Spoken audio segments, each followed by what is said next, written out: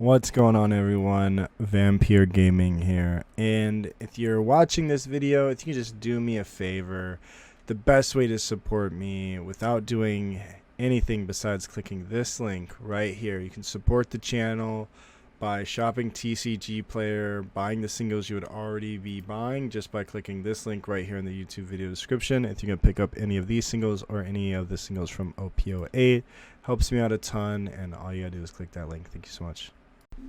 What's going on, everyone? Vampyr Gaming here. And so in today's market watch, we're going to be talking a bit about the heavy emphasis is going to be on OP08 decks. We'll see mentions such as Pudding and Marco, along with Zoro, and potential meta contenders. So be sure to stay tuned to that. At some point in this video, there's going to be something really hopefully knowledge of value. I always try to stick something nice in the middle for those who make it through all the way. And then also at the end, we'll just kind of talk about the OP08 set as a whole and my thoughts, because today is Thursday, tomorrow's Friday, kind of how I think the price action will break down and how it normally does, and when you should acquire your singles. So first up here, we're going to talk about Sanji's Peel-Off. The reason I wanted to start this off is, of course, Sanji's Peel-Off is a slightly valuable card, but this card is literally getting reprinted with an alternate art. These don't move a lot, but if you have one or if you've been holding on to one, there is a genuine alt art coming, and with that, I believe this card will be very much devalued and have little demand. And then, so with Pudding in mind, we have Linlin. So Linlin's actually sitting around $14. This card has been on a steady climb this past month, and so it really goes to show, and I'm going to talk about another card here that you're probably sick of me talking about, but it just goes to show you how fast these changes happen. And it's like, you could have picked one up for $5. It's actually unfortunate. A friend of mine has 2 of these, and I haven't seen him in a while, so I might have to pick up 2 more of these. But Pudding, again, on the up and up. People are really excited for the deck. You can play this on turn 4. And then we have this Monkey D. Luffy. I did just want to kind of highlight this and take a moment to talk about this card. This is from the Treasure Booster, and so you either open Cracked or you open Very Mid. This card is, from my understanding, this art right now is an English exclusive currently.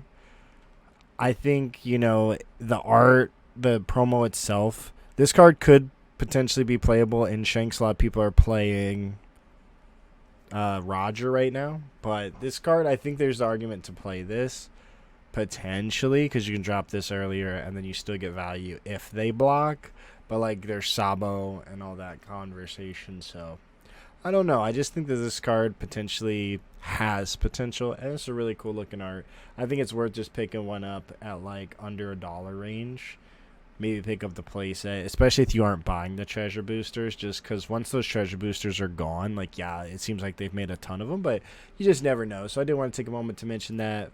But then, of course, I want to talk about blue. Dolphy at 8.5, very strong.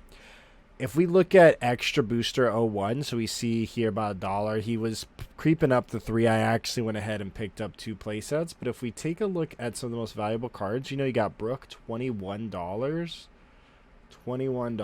But I'm looking for the rares. Flampe and Flampe, $7. Kid Killer fading out, $3. But this card, Weevil, has the potential to go up just like these, because this card isn't in demand. Granted, Flampe, very hard to pull. I didn't pull a lot of them, but something to keep your eyes on. Then, of course, Jinbei. Jinbei slowly making his way up there. But again, I'm going to reference Linlin, and I'm going to reference another card that you should keep your eyes on. Again, Linlin, less than a month ago, $5. 4 items sold. Actually, it's saying like $10. Okay, so here it was like $5. Start of the month of last month, $5. Boom, $12, $14. And then we go to Jinbei. Like, he's gonna have demand here soon. And I think we just see it, like with Dolphy especially, like, we're not far off of $5. Still, like, I'm picking these up in trades, throw-ins, all of that. I'm not necessarily buying them, but I think this is a card. If you think you might ever play blue, you're going to want this card, and I think you will regret it. Again, not financial advice, but if you are going to buy one, use the link in the video description. Just to further down on this, so this listing is fake. You can't buy it. Tony Chopper, Bokuwa Doctor, Tony Chopper. $5, $5, $5, $5, $5. Like, he was realistically $5. I bought all mine at fives. He actually went down a little bit at one point when he wasn't seeing any play in Law, but he was kind of hyped for Law. But with Law out of the picture and people missing red, Zuro is 100% on the menu. I know some of the Italian boys, Luigi, was messing around with him already, and this is a very strong 4 of. $15, $14. It was 6, 5, 7. Now it's 14. Jinbei in a month and a half is, I think, going to have similar trajectory. Now, granted, I like Extra Booster a little bit more. I think there's the potential. Same here on the alt. The alt was like 20 for a hot minute. Now it's sitting around 35, 40. So if you have these, might be a great time to get rid of them. I know I was looking to get one, and now I have to wait. So fun. Now, let's talk about Borsellino. Borsellino, of course, you know, fresh off of the most recent regional, or the most recent Bandai Card Fest, we've got Borsellino and Kuzan showing up a lot. These cards have gone back up. He was $12. He's $24. If you picked one up here, he's getting reprinted. Premium Reprint Booster 01, he's reprinted, along with a brand new alt, which is why I'm mentioning him. Now might be a phenomenal time to get rid of him if you're not playing him. Same here with the alt. Like, the alt was down pretty bad. These, I think, hold just a little bit more, especially OP02, because OP02 isn't as much in the treasure boosters as all the other packs. O2 is the hardest cards to get. And then also, again, just more Kuzan here. Kuzan kind of got bought up a bit as he was making his way into the Luffy lists as well. Slightly cooling off, but again, reprinted.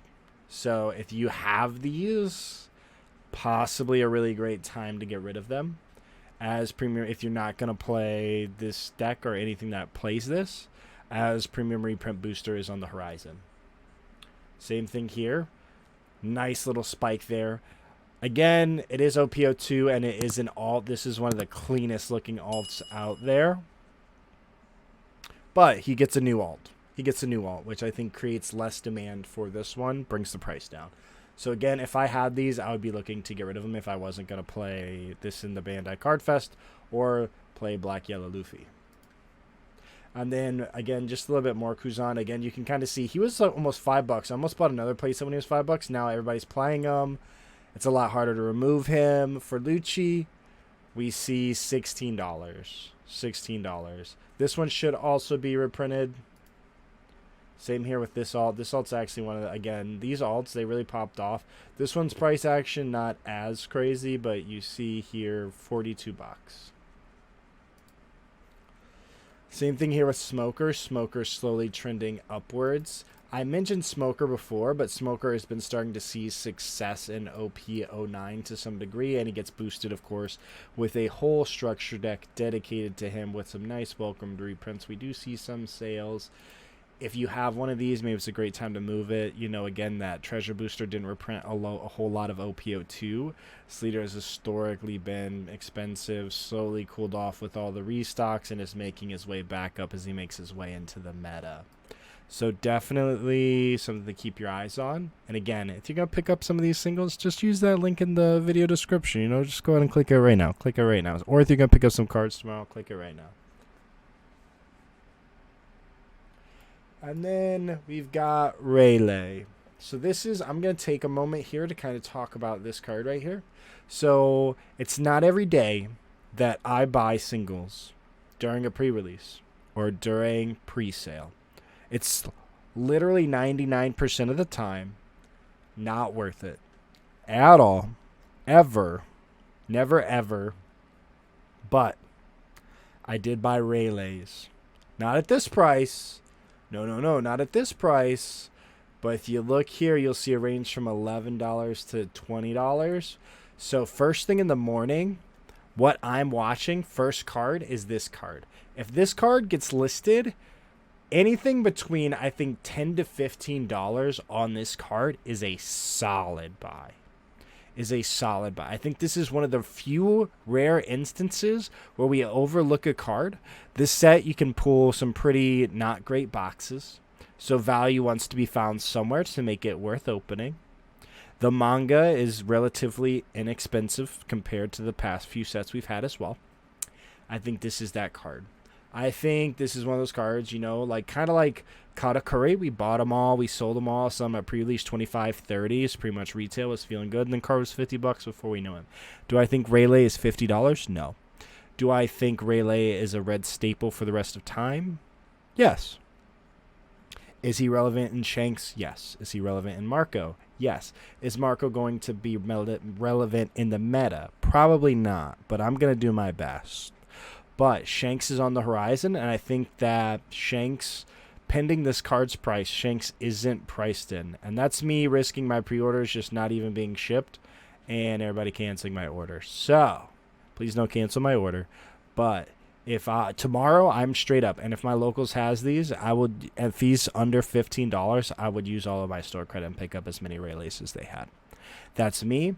That's me believing in Shanks and hoping for a future of red. Granted, these could also, again, will be reprinted in Premium Reprint Booster 02. So, do what you will, but I think there's a lot of potential here with Rayleigh because, again, Marco seems to have a little bit of hype going for him. And Shanks will, I think, as people go to play Shanks. Do I think he's a mandatory card in Shanks? Debatable. Jury's still out on that one. But Rayleigh Silvers, this is the big thing. I think there's a lot of potential here, especially if you're picking up at locals. $10, I love this card. $10, I love this card. $15, I'm probably still picking up this card. Not financial advice. And then let's talk Newgate. So again, one of those cards. This card was pretty cheap, but we've got some hype. The hype, of course, being Marco. Marco, you see Big Mom, price increased. Great time to get rid of this card. Why? Because he's getting reprinted in Premium Reprint Booster, which comes in like November. So great time to get rid of this card. If you're not going to play Marco, great time to get rid of this card. Maybe even give it like a week, see if Marco has some results, but great time to get rid of this card. I still have some. I moved a bunch at like 20s. I still had some because I bought so many of these because I was a big red guy. And so, yeah. Magellan making his way back down. Great opportunity to pick some of these up. Again, OP02. I love OP02 because the treasure boosters didn't put a lot of them in there. And a lot of people are opening treasure boosters. And a lot of people aren't opening OP02. Magellan Purple has a huge opportunity in this meta, especially with, again, RP Law gone. We get to pave our own meta for the first time. And this could be possibly, like, you know, your answer to Pudding's Ramp to prevent that 10-drop Big Mom. A lot of different things. You know, nobody ever likes it when you take away their curve. You know, you win the dice roll. They win the dice roll, but you just take away their curve anyways. Big on Magellan. I think there's, again, huge opportunity. Purple comes back. You also see Purple Black Luffy and just regular Purple Luffy with the new structure decks. A lot of opportunity here. And he's not reprinted in Premium Reprint Booster. And then, of course, we have Sanji. Sanji's about $12, $13. I just picked up my last one for my play set at $13 from locals. I do believe that they're just a little bit cheaper on eBay if you check there. But if you are going to shop TCGPlayer, just use that link. It's right down there. Just use it. Right down there. But this card lets you hit a crazy combo when you're playing Sanji into Newgate, because you can stack the top deck if you're going second, or you can use something like 5-drop Ace, draw 2, and then put the card you want to draw and then the card you want to play and just pop off. So Sanji just gives you so much advantage, and it's usually impossible to answer both bodies, and then you're a 7k leader as well, and they can't like answer a huge body while also playing on curve and swinging 7. So huge opportunity here if Marco pops off. I'm not a huge Marco believer. I love Marco. You know, it definitely takes some work. Is he going to dominate? Maybe. I'd love to see me wrong. Or you can hit this, play Rayleigh, buy yourself a turn. You know, a lot of opportunity here. Then we got Doflamingo. A lot of people opted to play this, which I don't fully understand. I mean, you get to move 5 cards, so you can really like get a good idea of your deck while also establishing a blocker. But you can't guarantee what you're going to see, but it does let you set up for like Sanji without having to use Marco's effect, things like that. And so with this and Jinbei popping off, you know, we saw a huge spike. He was pretty expensive. You know, we've gotten these reprints. He's cooled off a little bit, but still OP01 rare. Something to keep your eyes on. Could see that resurgence. Now, just some cards from OP08. We'll talk OP08. We've got Kaido and Linlin, 2 legends. I think this is $1. Maybe 2. I would not touch this with a 10-foot pole anywhere near where it's valued at right now. This is like a VV secret. It's an optional tech choice in any deck. I would be very careful with picking these up, but in the dollar range, I would pick up possibly 2 or 3 play sets. Why? Because I think this card has the most potential to be good, but it is just so equally balanced. But when it resolves, it's so busted. Because you gain a life, trash a life, and you clear board. So, I think there's something there. I do. But it's a matter of what is it? How is it? You know, you could play this in Pudding if you really wanted to as like a 1-of spicy tech. Or you could play it in Kaido. There's a possibility Kaido pops off and this becomes semi-popular. It is semi-easy to remove, and it doesn't gain instant value like regular 10-drop Kaido. And that's the big problem here. But at $1, I think it has enough potential to be something crazy. Same thing here with these alts. I'm a big fan of the regulars card over the alt. But again, I think this card is super cheap, $5-6. I would not touch it anywhere near here. There isn't a lot of sales on it. These are one of those cards that I just stay away from for like 4 weeks. And then, of course, let's talk Jack. So Jack is a new, potentially, arguably black staple, but he's slowly making his appearance less and less. I felt like when he came out and stage, he was a 4-of because you just KO 5s for free. Now it's a little bit different. And I'm seeing people play 2. I'm seeing people play 3. And it's very interesting to see. So I think this card, of course, is going to be relatively cheap. We see things like Hawkins be like 30 cents. I think this card could very well start at $1 or 2. And maybe it goes lower. But I think at like $1, it's worth having a couple of them just in the binder, you know. I keep a binder of things that I think could possibly pop off. Maybe it's 2. Maybe it blows up, you know, like Gecko is now $8, but Gecko is getting reprinted. But Gecko was $20. This card does nothing like Gecko, but at $1, as the set fades out, you know, we get a couple sets deeper. Premium reprint Booster 02, not exactly on the horizon. So, do with it what you will. But I think this is one of those cards where, again, I'm going to be looking. A lot of these super rares usually end up being like $1 or less. So, something to keep your eyes on. And then we'll just talk about like the regular set overall. You know, you've got Ace being the hot hit.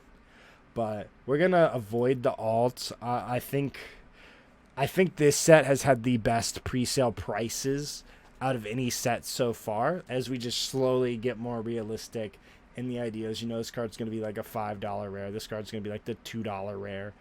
I think Kureha could be appropriately valued. You can play this in Zero. So with that in mind, there's something there. But yeah, you can see these 3s. These are probably all $1 tomorrow. And then you should just look at OP07 for a reference. And if you are going to shop singles tomorrow, do me a favor. Just hit that button, hit that subscribe button, and hit that link in the YouTube video description to shop those singles on TCGPlayer. And as always, thank you all so much for watching.